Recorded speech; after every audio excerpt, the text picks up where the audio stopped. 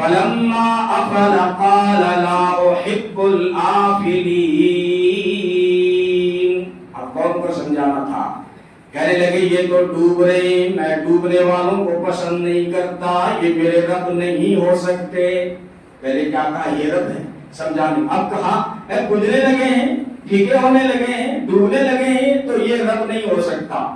اب چاند چمکا، قرآن کہتا ہے ستارے تو پھیکے پڑ گئے لیکن چاند چمکا.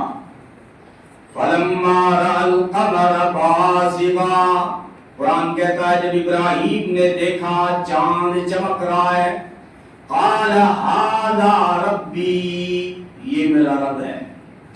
فلما افل، جب وہ بھی پھیکا ہونے لگا، اب صبح ہو رہی ہے تو چاند کی روشنی پھیکی پڑ گئی.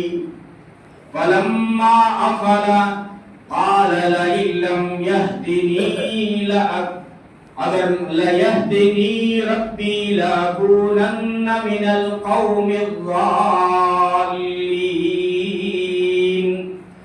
اور میں قوم، اگر میرا رب مجھے ہدایت نہ کرتا تو میں بھی گمراہ قوم میں سے ہوتا.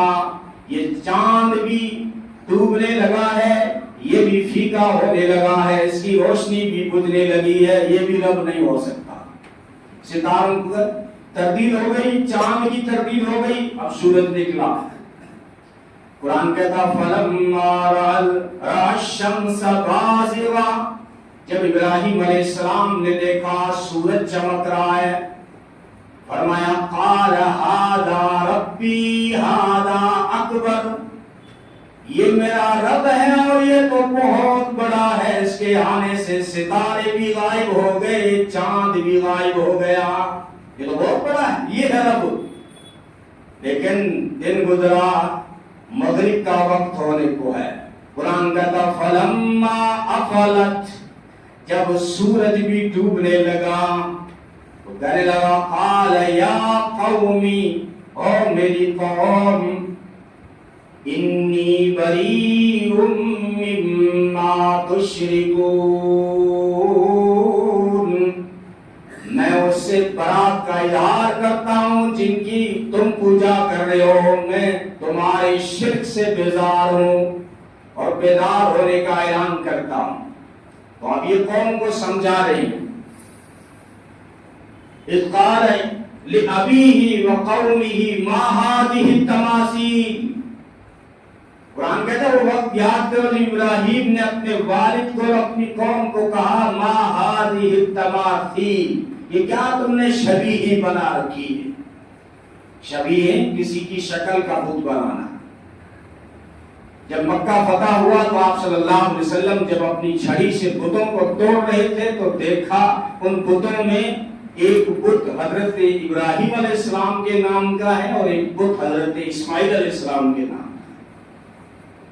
بڑی تعجب کی بات ہے، جو موحد تھے ان کی جو ہے شکلیں اور شبیہ بنا ڈالی. خواجہ معین الدین چشتی اجمیری رحمۃ اللہ علیہ بہت بڑے موحد تھے. ان کے جانے کے بعد لوگوں نے ان کی قبر پہ شرک شروع کر دی.